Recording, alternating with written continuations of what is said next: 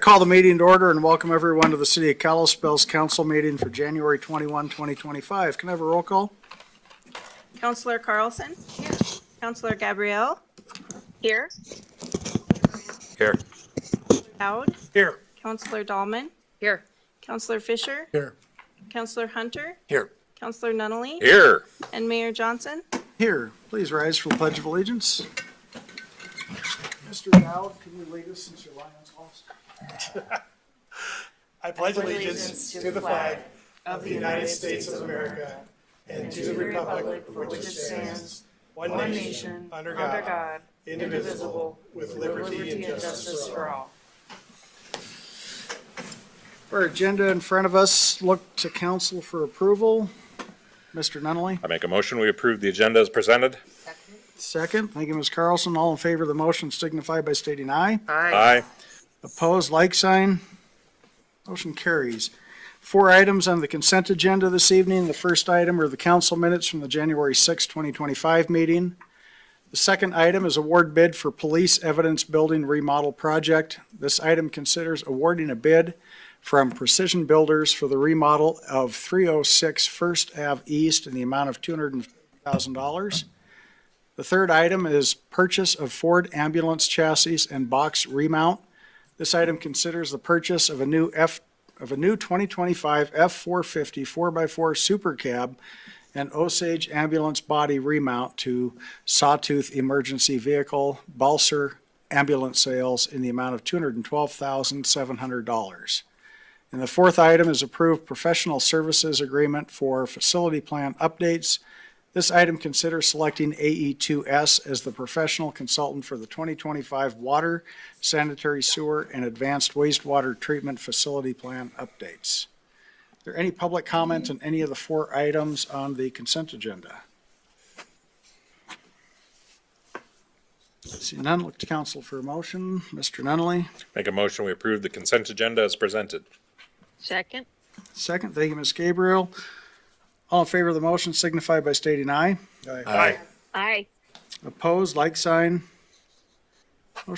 Motion carries. We have no committee report this evening, so at this point in time, I'm going to open the meeting for public comment. Any individual wishing to address the council on items not on the agenda are asked to step forward and give your comments to the council at this time.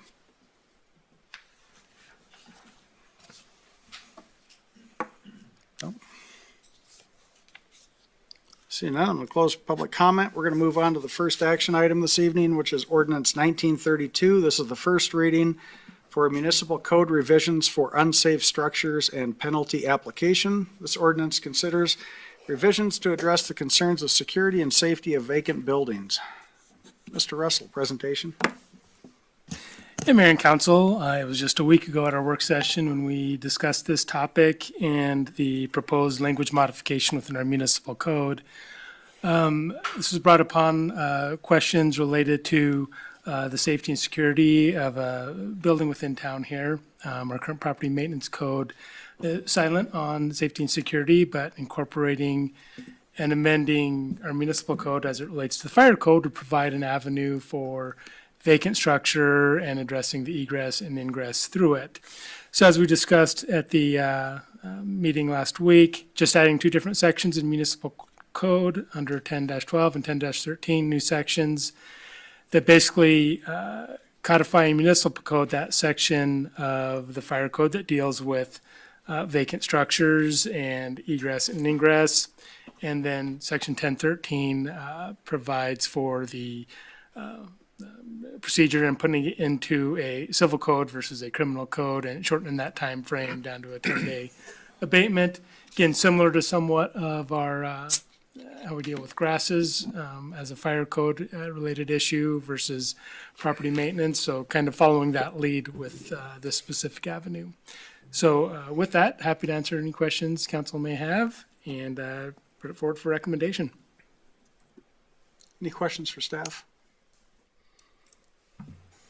Mr. Dowd? This affects all buildings, not just commercial, correct? Correct. Okay. Any other questions? Any public comment on ordinance 1932, the first reading?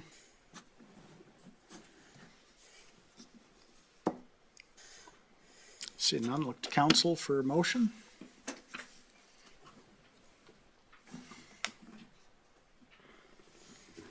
Mr. Nunley? Thank you, Your Honor. Make a motion that we approve ordinance 1932, an ordinance to amend ordinance number 1890, adopting new sections 10-12 and 10-13 of Kalispell Municipal Code, Chapter 10, as enumerated and set forth on Exhibit A as a portion of the fire prevention ordinance of the city of Kalispell and applicable within the corporate boundaries of the city, to provide a penalty for the violation of any lawful order issued pursuant to thereto, and establishing an effective date. Second. Second. Thank you, Mr. Fisher. Motion second, any discussion on the motion? Mr. Dowd? I've had a lot of time to think, reflect, ask some advice of people that I trust and respect. There's a few things with this that I don't fully support today. There was a property that was a problem, and we're adjusting code to address that problem, but affecting every building, personal and commercial. I also have some issues with having it in the fire code. I do believe that, and a comment was brought up at a work session that I believe it should be in the property management section of our code instead of the fire code.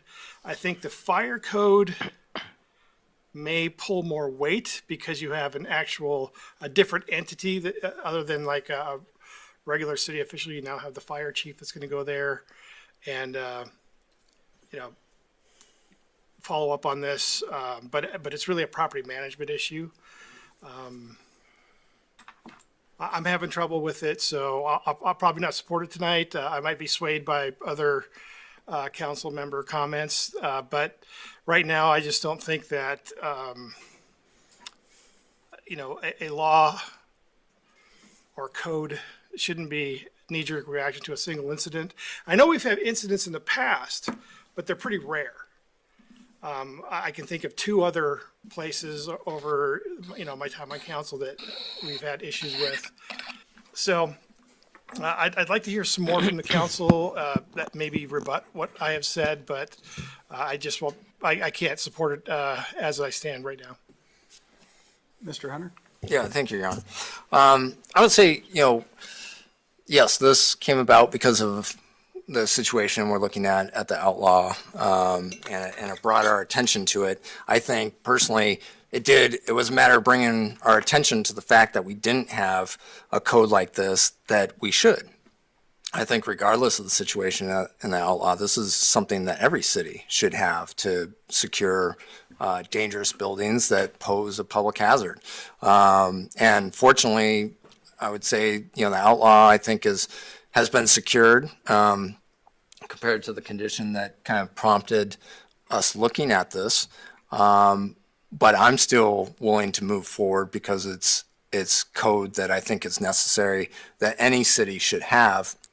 And I think about, actually, I recall a residence that burned a number of years ago, partially burned, and then it was being used and kind of occupied before any repairs had been made to the property, and there was like a deck that was unstable and a danger that was being used and so forth. So I could see this being used in other situations in the city that we've had in the past. I think it's necessary code. I understand that there's enforcement issues, and that's the case with a number of code enforcement issues we have in the community, but it's worthy of being adopted and put in our toolbox. Mr. Dowd?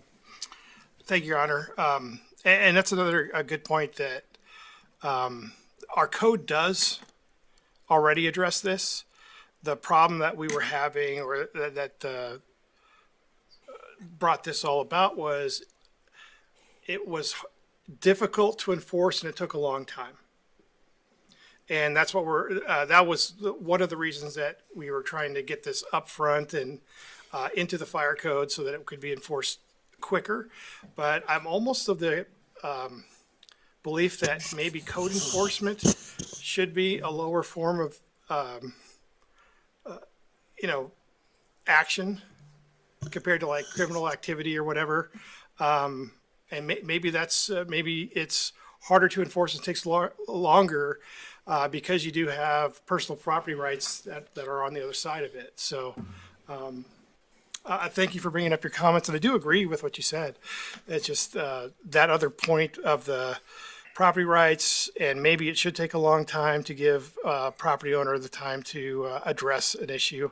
In this case, if something had to be corrected, we would give them 10 days to do so, which may not be feasible. I mean, the property owner might not even be in town at that point. So that's another thing that I meant to bring up, but I thank you for jarring my memory.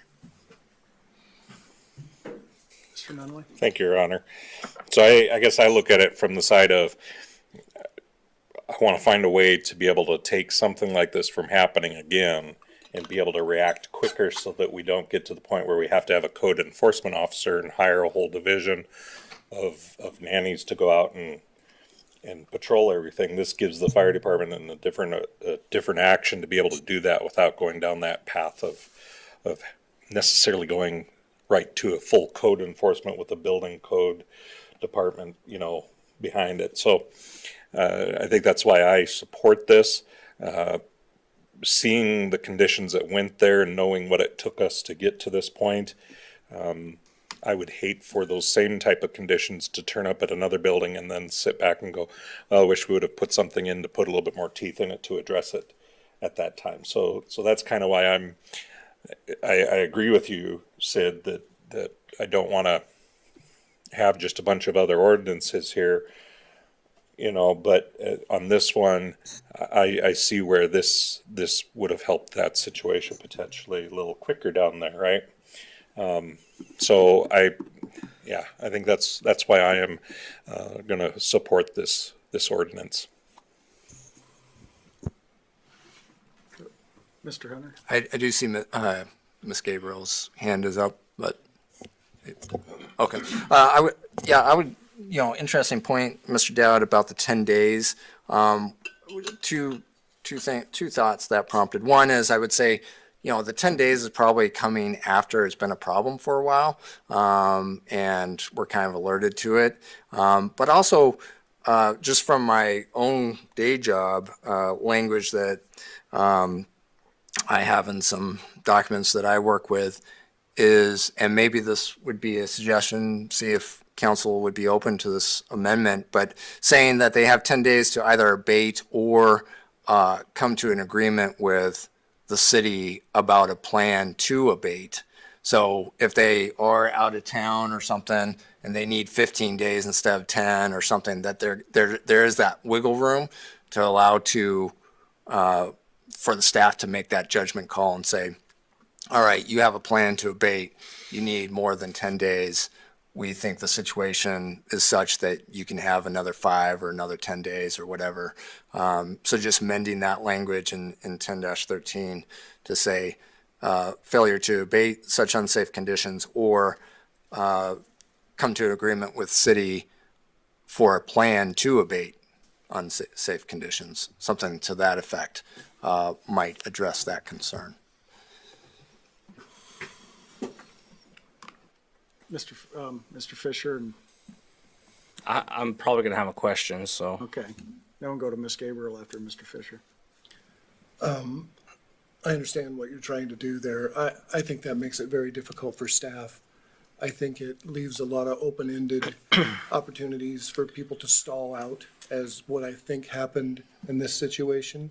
I get what you're trying to do. I also understand where you're coming from, but I think we're fortunate we didn't lose some children in that building or something serious happen. I'm all for the 10 days. I'm all for this. I think there needs to be some bite to it, and I like the 10 days, and I will be supporting this. Ms. Gabriel? Thank you, Your Honor. I agreed with what Mr. Hunter said in the first part of his comments about, by the time we've reached this 10-day period, it's pretty bad. So I think we've already, by the time we hit this part where the enforcement is going to have to go out there, it's already a problem. So I don't think they need more than that 10-day period.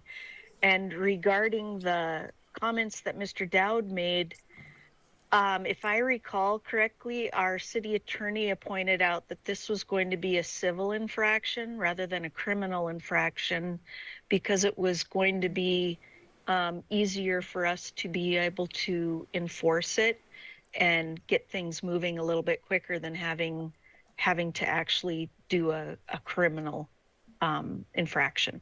Thank you. Thank you, Ms. Gabriel. I'm still thinking. I don't have anything right now. Other comments? Mr. Dowd? Yeah, I do respect where everybody else sits here, and I knew that I was going to be the minority report on this after our working session. I've heard all this. I respect it. I understand it. But let's not forget here that the property owner is already completely liable if anybody was hurt, killed, or any damage occurs because of their negligence. So it's already covered in our code. It takes us a long time to enforce. But if anything were to actually happen, it's completely on the property owner's, liability to take the heat for that already. I don't want it to happen. I don't want the accident to happen, to have somebody liable. I think we have a responsibility to be proactive, to make sure that we can make things as safe as we can with the opportunities and the codes that we have to move quicker than risk a group of children in that neighborhood getting into that building that had, my last count, I think, was 25 open areas easily accessible for anyone to be able to get in there in very safe conditions. Who knows what was in that building, even with needles and all the things that we have seen in touring the outside of the building and looking in. I don't want to subject anybody to having their child or anyone go into that situation.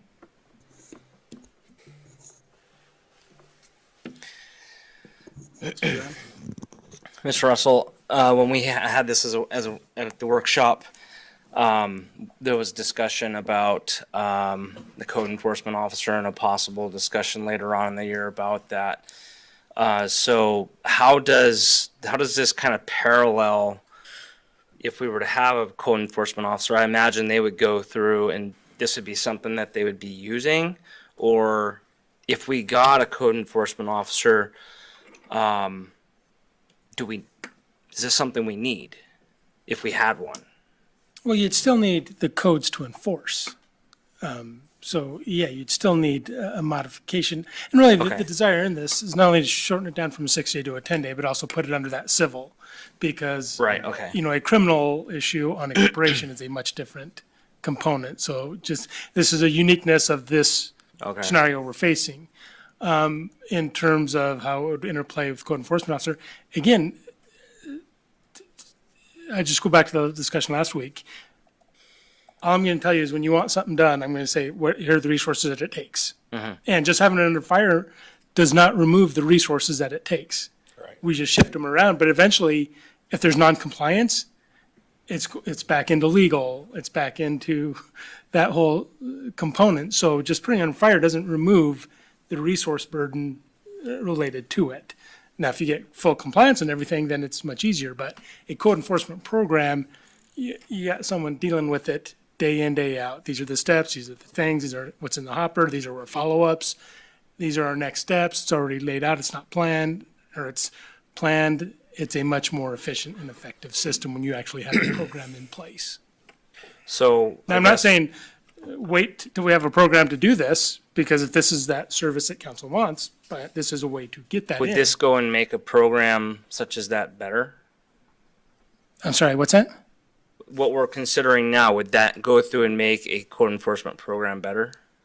This would be an easier code to enforce Okay. than what is currently in existence. What's currently in existence is not a very easy to enforce component. And I want to take just a quick second, because I've heard some conversation about it being quicker because it's civil. I just want to point out, we still have due process through our civil enforcement. We still wind up, we do a municipal infraction, they get to respond, they have their day in court. So yes, we wind up into a system faster with a 10-day than a 60-day, but we're still taking into account property rights and their due process. Correct.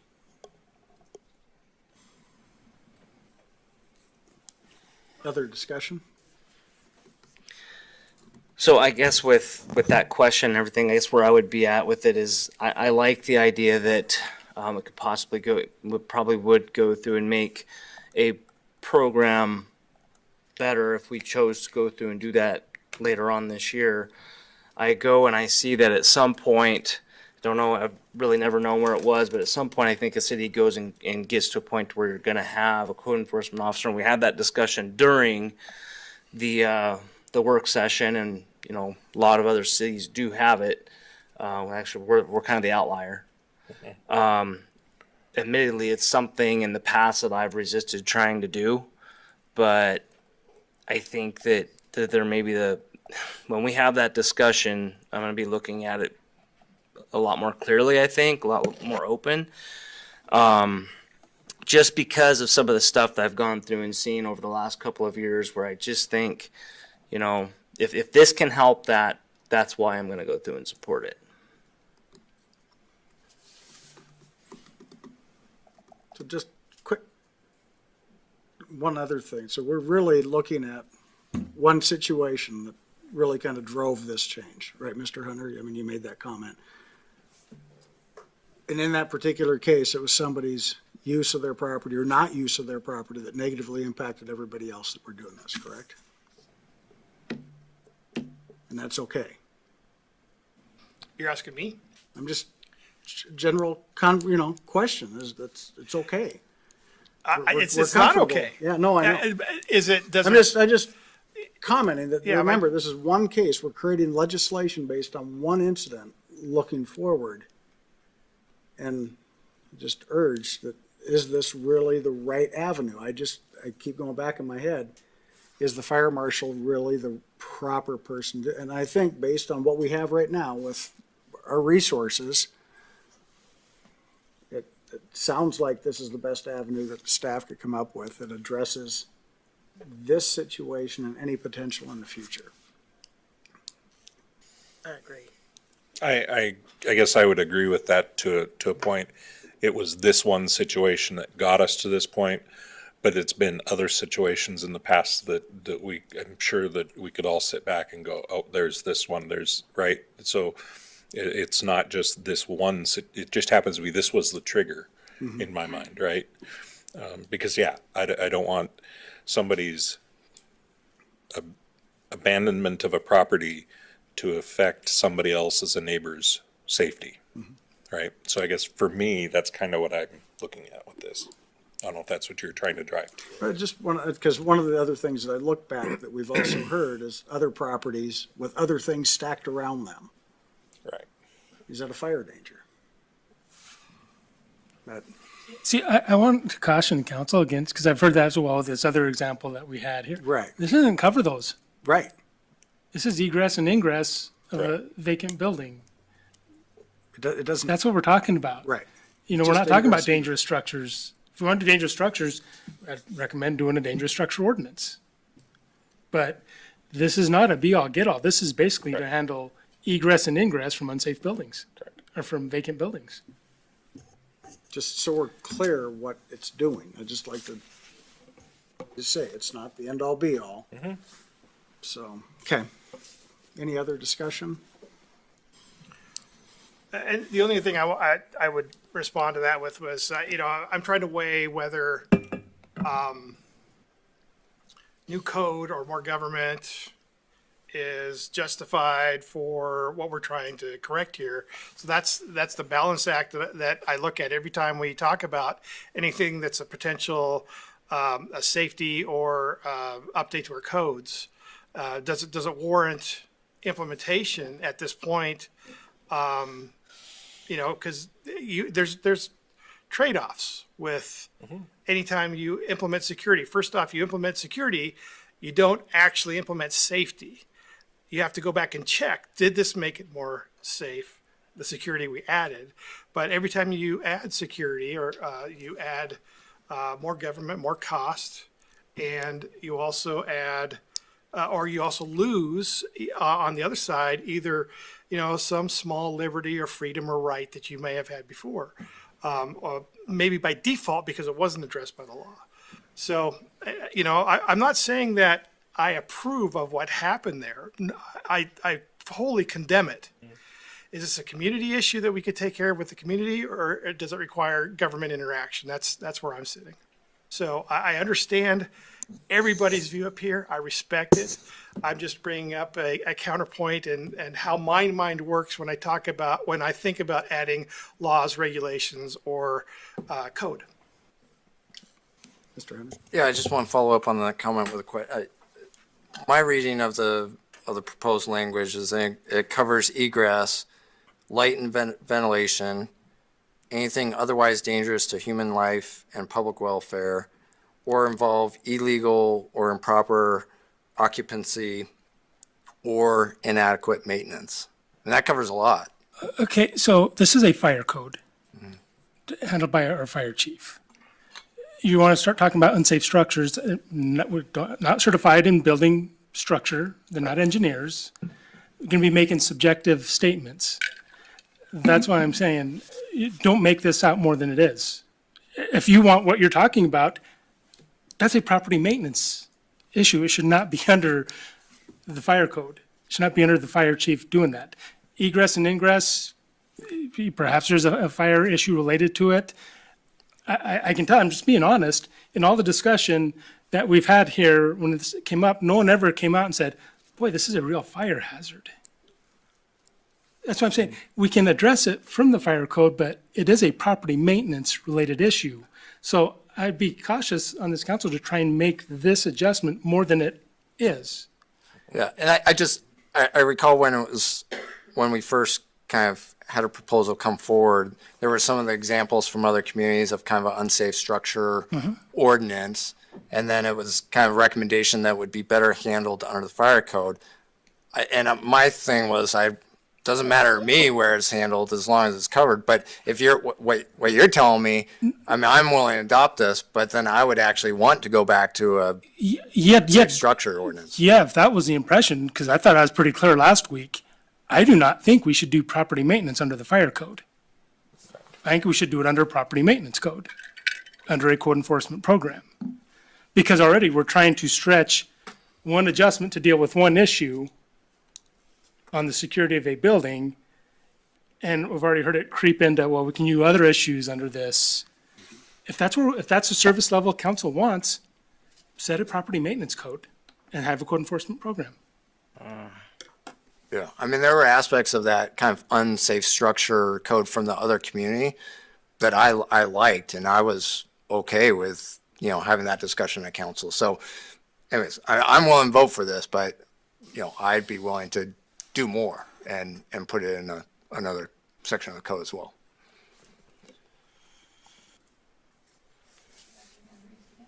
Ms. Gabriel? Thank you, Your Honor. Yeah, I'd be willing to expand the code as well or have another code, but I still think this one is important.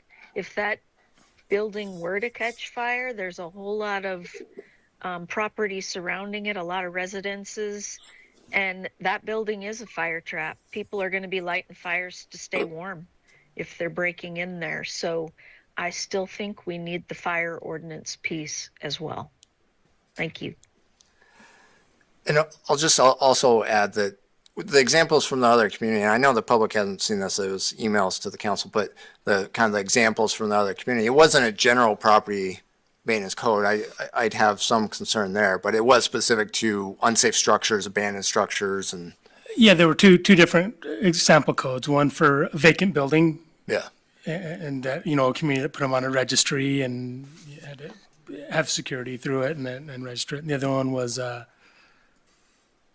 don't know if it was just in general, public nuisance. Yeah, and there was, Dangerous we- structure. yeah, we can get into it. There were some aspects I wasn't comfortable in those examples, like I was interested in taking some of it, not all of it, but yeah. And that's fair. You know, like I say, so we had a dangerous structure ordinance in Kansas. When you identified it as dangerous, you mandated the abatement of it. You were required to. What happened when they didn't abate it is then the city had the responsibility through a court order to take the next steps and incur that cost for abatement. And so there were many properties, because we went that route of a dangerous structure ordinance, that we had to pay for their remediation. And, you know, some not that big of a deal, but there were some that were in the couple $100,000. But then you put a lien against the property tax owner. But then that lien goes more than the property's worth, and you end up owning it. So that is one of the dangers of it on a dangerous structure ordinance, and that's one that is kind of at the extreme of the property maintenance code. But if you declare something dangerous, you got to be prepared to abate. How is that different from this, though? Because, I mean, this has the same thing. You have to abate the fire hazard. By securing the facility, Right. But if they don't, we would be saddled with that cost. Right. We have one right now that we've had expenditure on that we don't anticipate getting back, that's gone through the court system. All I'm saying is it's probably different putting fencing around a facility, plywood, versus Correct. taking down a concrete walled building, right. and the cost can just escalate. But even if it were under a vacant building, abandoned building ordinance code on its own, it would be the same situation. I mean, you could put a fence around it under this or under that, right? I mean, why would it be different? Well, if you're going in and declaring buildings dangerous, you're going to have to identify why. So, I mean, we're getting off the track into what a dangerous structure ordinance is. What we would do is we'd go and we'd hire engineers on facilities that either had been gutted out or for some reason had been dilapidated, but we'd actually have to hire and get, the court authority to go in and do a full analysis. They said, yep, these, structural integrity of here is compromised. It's much different and more in-depth than the windows open. And yeah, you're still gonna potentially run the cost of an abatement. So yeah, if this facility that has prompted this had never been abated and we'd gone through, yeah, we'd be incurring the cost and we'd put it on as a lien and hopefully get reimbursed. When you have a dangerous structure, that the order is you're gonna tear it down, it's a much higher cost. Mr. Dowd? I guess my last comment here is another way of looking at this is it's already illegal to enter private property without permission, right? That's a criminal action. So it's addressed there. What we're doing is adding on to it a civil infraction as well, with the, handing it over to the civil courts. But that doesn't preclude that it's already illegal criminally to be on that property without permission, right? So I just want to be very clear with the public what we're specifically talking about here, and maybe I've simplified it too much, but that's one way that I wrap my head around this is exactly what we're trying to do here. Other discussion? Have a roll call vote? Councilmember Carlson, Aye. Councilor Gabrielle, Aye. Councilor Graham, No. Councilor Dowd, No? Councilor Dahlman, Aye. Councilor Fisher, Aye. Councilor Hunter, Aye. Councilor Nunnally, Aye. Mayor Johnson. No. Passes. Okay. Resolution 6238, Kalispell Golf Association project approval. This resolution considers approving improvements at Buffalo Hill Golf Course that exceed $75,000 and amend language to Section 9 of the lease. Mr. Russell, presentation. Yeah, Mayor and Council, in 2024, Council entered into an updated lease agreement with the Kalispell Golf Association. Part of that impetus was desires on the association to move forward with some irrigation improvements. They're ready to move forward in that direction, but part of that lease is anything above 75,000 requires approval of the city prior to moving forward. So that's essentially what we have here. Added in a little bit of amended language under Section 9 because the existing lease was specific on a water right for surface water. As part of their project, they'll be drilling a well. So we thought, okay, it'd probably be best to not preclude them from having that ability, just technicality in the language. So that's why you see the amended proposed language related to the water right for the well that would be driven. So pretty standard. Like I said, it was kind of it was one of the drivers for that extended lease agreement. So with that, happy to answer any questions council may have. Questions for staff? Mr. Hunter? Thank you, Your Honor. So reading this, do I understand correctly that the Golf Association does not pay for the water it uses at the golf course? Well, they pump it. It's irrigation water, so you use it out of, right now, the surface water. So it's not treated. It's not from the Kalispell system. Okay. So it's basically like somebody's private well, Yeah. but it's on city property, so it's a city well, Nope, Or- they pump it out of the Stillwater, but they're going out of to the drill a Stillwater well. River. Right, but they're going to drill a well. Yeah, the proposed one is to drill a well. And it'll be effectively like a private well, but it's on city property, so it's city, well, I'm confused.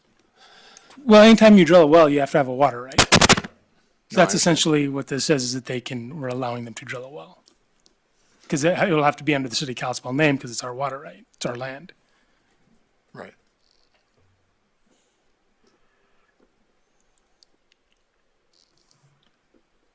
Is there, I'm just trying to, we have users who are paying for city water, and then here it's a well, it's city well, so it's city water in a sense that they're using, but without paying like any other user. Well, No, Mr. Hunter, they're gonna drill their own well. Yeah, it'll be These are a well that's not connected to the municipal public water supply. It'll be an irrigation or recreational well, and that's what the water right will say.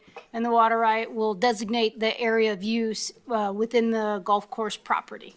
So it's independent really of our public water supply. Okay. Suzie, that's what Kid Sports has with 2 wells. Yeah, that would be a really good comparison to Kid Sports. Kid Sports kind of is a hybrid, so some of Kid Sports is irrigated from the public water supply, but there are individual wells that are not connected to the Not public water connected. supply also. Yeah. And DNRC is one that makes an assessment in terms of the impact of drilling the well on other well systems. So are other wells in the area, the impact it might have on availability, water levels and so forth in the well. They'll have to go through the process of establishing a well. And do we know, is there any incentive or any program for water conservation at the golf course? I would say not being on a municipal treated water supply is a pretty good conservation effort. Using surface or well water on both these things versus potable water. So just initially, right there. Outside of that, we don't get into the watering habits of the golf course. So how is that, explain kind of what you're saying, why is that incentivize them for water conservation not being on the water? Well, it's just not the price. You're just not wasting all the energy, electricity for any type of pumping treatment that goes into our water production components. We don't have anything to do with it. So you always want to use untreated water or non-municipal water sources as a means of effectiveness and efficiency, that you're not using potable water really on irrigation.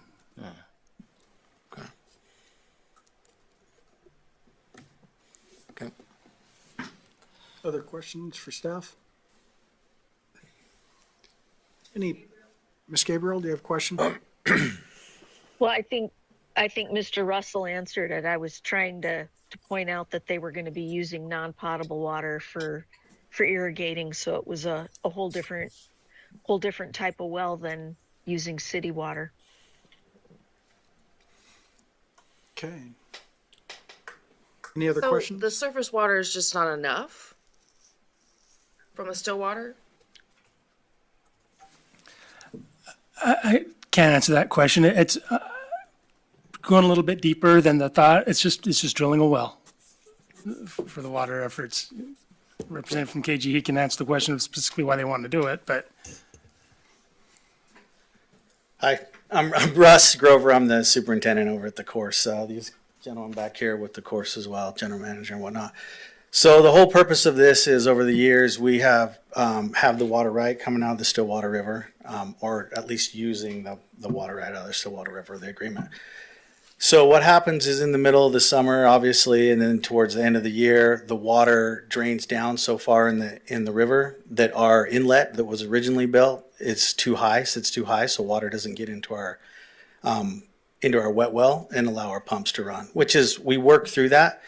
One of the options that we had looked at was they said, hey, well, we come in, maybe we fix your inlet, we do some stuff on the river end. There's a lot of environmental issues with that, so we said, hey, we don't know if that would be the best route to go. Plus, we're not guaranteed we're not guaranteed that in 10 years that river doesn't drop even further or whatever, right? So we looked at wells. To answer somebody's question, a feasibility study was done by an environmental company here in locally.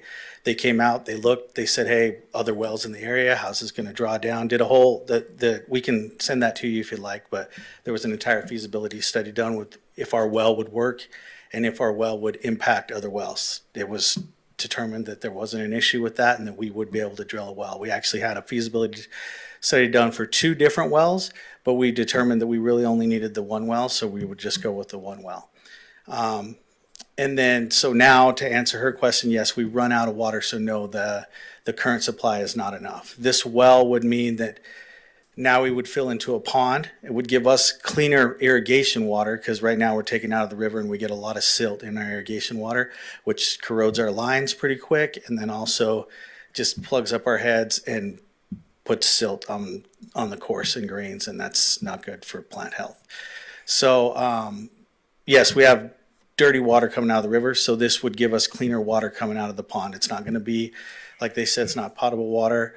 So it's still an irrigation quality water. It wouldn't go as deep. I think they said that the well would probably be around 400 or 450 feet deep because it's on the bench area. It could be less than that. We don't know, but they wouldn't know until they do it. So we're going to drill a test well to begin with to determine if that well is stable and can handle it. Once the test well's done, then that's when they would drill the production well. Unfortunately, in the state of Montana, you cannot get your water rights. You can't get any of your other stuff going until you've drilled your wells. Then they come out and do their tests and say, okay, now we'll give you a water right because you're hitting the numbers that you're supposed to hit. All of that has to go through the city because it is leased property from the city. So essentially it's in your name because we can't put it in our name. It's not our property. So all that process has to go through the city. That's how we're attached to the city with this. And that's kind of where we're at with that. I don't know if I can answer any other questions for you or. Yeah, just to clarify, I appreciate that. That's very helpful. So it's not a matter of you're increasing your use of water, but it's those late summer times when you can't access the water. Correct. We will actually decrease our usage of water with this entire program with the irrigation upgrade. And we have a irrigation system that's over 50 years old. 30 years is usually the max on a system.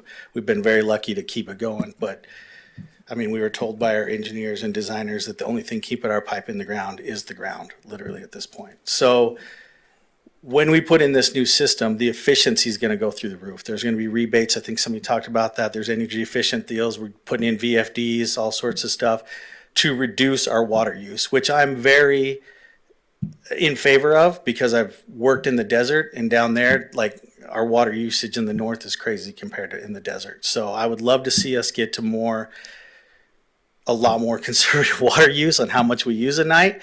Yes, we're lucky to have it here, and it's nice to have everything green, but we don't need to get crazy with it. So I would love to see a more efficient way for us to be able to use our water with a better system and with a well and a pond that can keep us up to date on that. And the only way to get to that is to really start with this process here. So. That's great. That's helpful. And yeah, I would definitely encourage water conservation measures to, make that an active program to really pursue. That'd be great. Thank you. So, Thank you. okay, thank you. Any other questions for staff or the applicant? So they've leased the property. We just renewed the lease. It'll be our well if it ever comes back to us. I don't know if the land ever really even comes back to us, Mr. Russell, if it ever did. I didn't hear that. I'm sorry. I don't know that the land actually comes back to us, Mr. Right, Ullman, deeded somewhere because else. it is a deed restricted. Oh, yeah, Majority we of went it's through deed- that. That's right. Well, let's say it's on property that's coming back to us. I mean, it's in our name. And usually you have to continue a water right, continue the usage of it to continue the claim of it, but that's the best answer I can give you without extrapolating different types of scenarios that may have occurred. I mean, is there any possible liability for the city for this at all? Even the most minute of things that council deals with puts liability on the table. There's not much, but Okay. you can't forecast what things, I mean, anytime council takes action or inaction, there's potential liability. It's something we I talked about. don't know where that liability is going to come from, but that's why we carry liability insurance. All right. Other questions for staff? Thank you. Any public comment?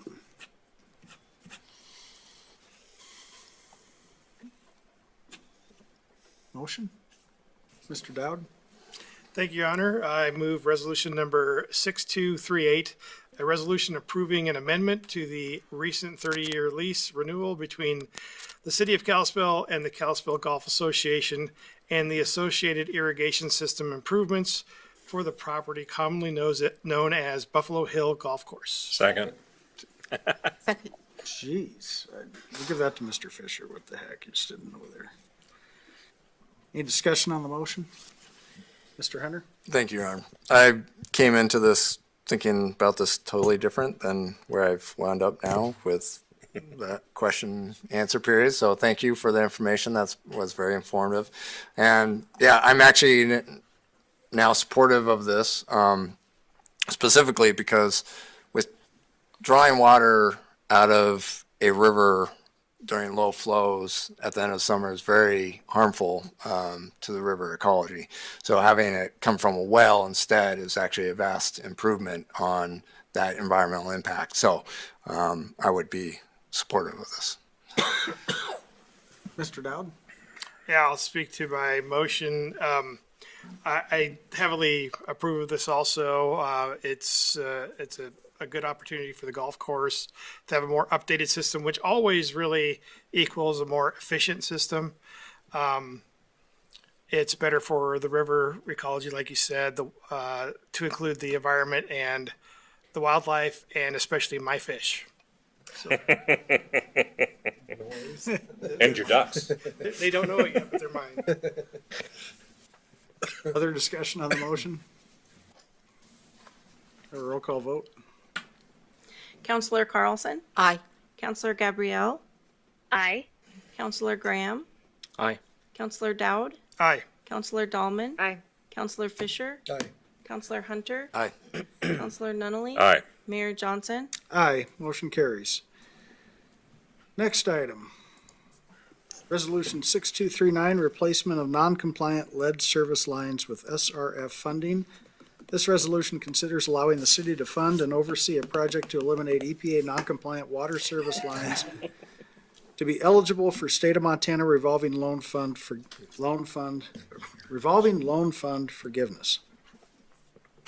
Mr. Russell. Yes, Mayor and Council. Another carryover from last week's work session was a discussion of the funding for lead service lines. Through that discussion, Council had provided direction to come back forward with a resolution for potential deliberation and action tonight. We also included the language that identifies that we may replace lead service lines on the street side if we run into them during a main replacement. So that was added in there. But this provides us to go for the revolving loan funding and also gives the one-time exemption for when we would take that responsibility, and that would be under this program for it. And Susie, I don't know if there's anything else you wanted to add? No, actually, you covered all of my notes that Okay. I had written down. Thank you. Well, and by we, I mean Susie's happy to answer any questions council may have. Questions for staff? This was a lengthy couple of work sessions, so. Any new questions since last week? Any public comment on Resolution 6239?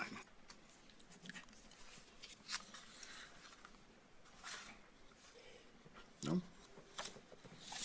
Okay. Look to council for a motion.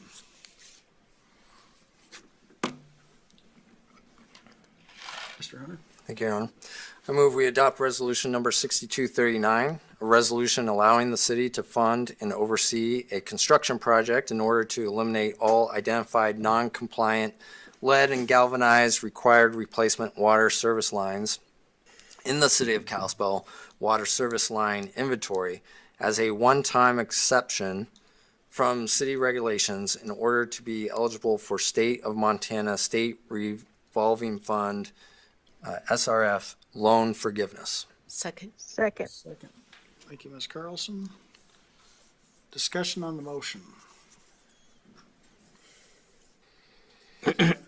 Yeah, we have had lengthy discussions on this. I think it's important for the health and safety of our residents to remove as much lead and galvanized service lines as possible, and having the city pick that up and use a very favorable loan program that forgives 60% of it, and then the rest 40% at a generous interest rate makes a lot of sense. And so I'm supporting this. And I think from our discussions, one of the key things that came out of that was the fact that if we were doing a improvement on a street or there was a leak of a service line, we would go and replace that service line to the property boundary anyway and pay for that. And we would do that if it were to happen in the future without this generous loan program. So we're actually getting ahead of the game with this and being able to put this loan program to it. So it makes a lot of sense in that way as well. So I'll be supporting it. Other discussion? You guys were talkative last week, nothing now. So, no, I think I'll, be voting in favor of this. I've wrestled with it. Mr. Dowd, you and I both kind of wrestled with it's it's your property. But looking at what our policies are, it makes complete sense when we look at the numbers. I'm a math guy. The numbers seem to make sense when we look at the 60-40 split on this. The other thing I do want to comment, we did get some public comment, and I'd just like to clarify, when we are up here as a council trying to make decisions for the municipality, when we're working on the water system, the sewer system, understand these are legacy systems. Mr. Dowd didn't build it. Mr. Graham didn't, I didn't build it. Susie, you didn't build this system. We're working in areas, parts of the city that are 100 years old. So when we talk about us paying for this, it's not just the council, it's all the taxpayers. It's everybody who lives and has a business in this city. So I'd just like to be crystal clear that what we're looking at is that It's that wrestling of that philosophy. It's your property, you should be responsible for it. But we're also cognizant of the fact that we do have these old systems built using methodologies that at the time were approved methods and practices. We're now shifting, trying to correct for some of those ills. So I think it's important to recognize that, and using this loan program really helps to assist with these costs. And as I said, I can back into it number-wise, and I'm comfortable with it. So, Mr. Dowd? Thanks, and this is a great example of why I think every politician should start at the city council level, because there's political pure theory, and there is the impact on your fellow citizens that you take into account. And the fact is, if we're doing work and we uncover one of these lines and they're lead, we would replace it anyway. So it just kind of really makes sense.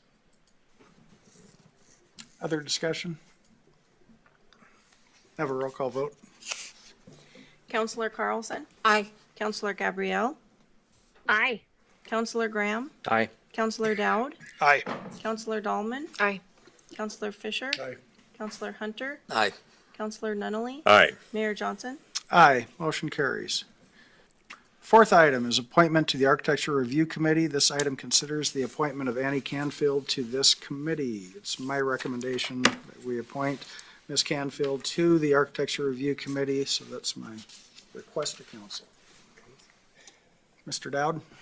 Your Honor, I move that we approve your recommendation for the application of Annie Canfield to the Architectural Review Committee. Second. Second. Thank you, Mr. Hunter. All in favor of the motion signify by stating aye. Aye. Aye. Opposed, like sign. Motion carries. City Manager report. Mayor and council, just briefly, following the end of this meeting, we'll have a subcommittee working on trails and sidewalks. So we'll be back in the adjacent room once this ends. Other than that, looking at work session next week, we'll receive the preliminary engineering report on potentials for facilities for into the future that we'd be looking at that may mitigate future PFAS-related items. And continue to watch legislation come forward down in Helena, and also be in Helena for MMIA board meetings later this week. And that's all I have, Your Honor. Okay. Anything from council? Mr. Fisher? Thank you, Your Honor. As reading the business journalist, I don't normally read the paper, but had my mother at a doctor's office today. I saw that we had 5 positions advertised, several stormwater, or 2 stormwater. I understand the chief of fire. Are we having any retention problems, or is this just naturally people moving on? I've never seen that many, and I don't read the paper that often. I don't keep it. Well, we have 250 employees Yes, at the city of Kalispell. exactly. I So, understand. you're probably talking under 2%. Exactly. What I can say is human retention is different now than it was 15 years ago. Just people change jobs a lot more, so we're always looking at that and working on that, but yeah, from a scheme of things, actually, we're in a lot better position than we were just even a couple of years ago, when during the midst of COVID, it was really hard to get some of our positions filled, but yeah, in the grand scheme of things, yeah, with the number of positions we have and employees and openings, we always want to have a bigger applicant pool and want people to stay forever, but Okay, that's what I wanted to hear. Mr. Hunter? Yeah, I had a question, looking at what's happening in LA with wildfires, and knowing that we're prone to wildfires, wondering if we have, I'm sorry, the chief left earlier, but wondering if we have kind of a wildfire plan. And I know we're not at risk quite like Whitefish at Columbia Falls is, but I could imagine a scenario in which Lone Pine catches fire or something and the embers are blowing in our direction. that it could get into the city. And so I'm just wondering if we have kind of an emergency plan that would account for kind of a wildfire situation. Well, we have a countywide emergency plan, and that's trying to coordinate all the different jurisdictions you're going to have in through it. In terms of who's going to spearhead that, I can't remember if it's if DNRC comes into play with their wildland fighters or not. We can get you more information related to that. But if you have any of these questions, we can provide information if you give it to us in advance. The questions like this to get a good answer for council. So please feel free if you have that question just to send it to me. But yeah, in terms of it's we have a countywide emergency disaster plan that covers a multitude of things, and anything you have that comes through. What that plan's gonna identify is basically the resources, different components, because every plan's gonna be different. That's why they have incident command and the NIMS program where, your first thing is you basically look at the resources, the capacities, and then you start making your, whatever respective plans are related through that. Thank you. Yeah, I'd appreciate sending whatever plans. Yeah, the county plan. Appreciate it. Mr. Graham? Thank you, Ron. I'm just gonna put it out there again. Been doing it a couple times. Is supporting our high school athletes. This is gonna be a good weekend. Friday night, crosstown, girls varsity and junior varsity at Glacier. If you've not gone, try to make it, and you won't regret it. It's a lot of fun. Okay. Anything else? Ms. Gabriel? No? The only comment. Yes, Oh, you do? actually, I do. We didn't have a Thank you. camera. Well, you skipped the other two, and I couldn't get there quite fast enough. Just, I guess, something to throw out for thought. This was discussed several years ago. I can't remember how long ago, but I brought up discussion of a possible hands-free law within the city limits. And we discussed it at length. We have a lot of new council members, so it might be worth another discussion. But in light of all of the wrecks that we're seeing around the valley, even last week coming home from council, there was a dandy right in front of the Blue Cow. And that, my understanding, was a distracted driver, not necessarily a cell phone. But I think it's worthy of another discussion, and just wondered if folks are willing to talk about it and see if we want to move forward with it.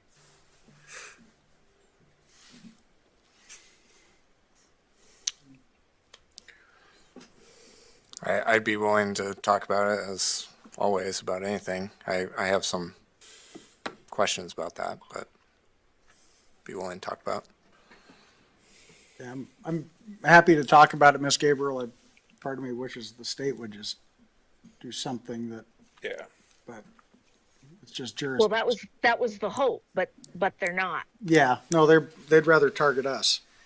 Right. So, those evil cities. It's in, Sioux Falls has it, Whitefish has it. So it wouldn't be totally out of the question for us to look at it. But I'm willing to let it go if nobody else wants to talk about it. But I think it's worth discussing. I'm very nervous about who's coming at me anymore. I drive Highway 2 to work every day, and I'm always looking to see if they're looking at their phone or if they're looking at the road. And I don't know. It just seems like we have more of an issue now than we did when we discussed it, however many years ago it was. Yeah, I've got no problem discussing it. Mr. Russell, is it hard to, can't remember when we last discussed it? I think it was 2014? Long time ago. I think it was before that. Yeah, Phil's here. I'm just wondering, can we find the audio from that meeting and forward it so we at least have the background of what those prior discussions were as we get to that? Okay. Okay. sound okay to everyone? Sure. Yeah. Thank you. Do we want a work session? Yeah, Or we just want the audio from the last meeting? let's get the audio, send it, and let's everyone listen to it, watch the meeting, whatever, and then we'll just pull it up one more time to see if we want to do a work session. That sound good? A little bit of homework for everybody and, okay. Is that it, Ms. Gabriel? It is. Thank you. Okay. The only thing I have this evening, Mr. Dowd, you make a great point. I wish more senior elected officials would serve on a city council. Unfortunately, some people think that some of us have a lifetime sentence. Mr. Graham, you commented a couple weeks ago that you're not going to run for council again. And, you know, I've debated it and I didn't want to run again this last time. But this time for sure, unequivocally, and this isn't, I'm not going to pardon my son promise, I am not running for mayor or council in the next election, just so we're crystal clear. As I say, when I look back, it's going to be about 20% of my life.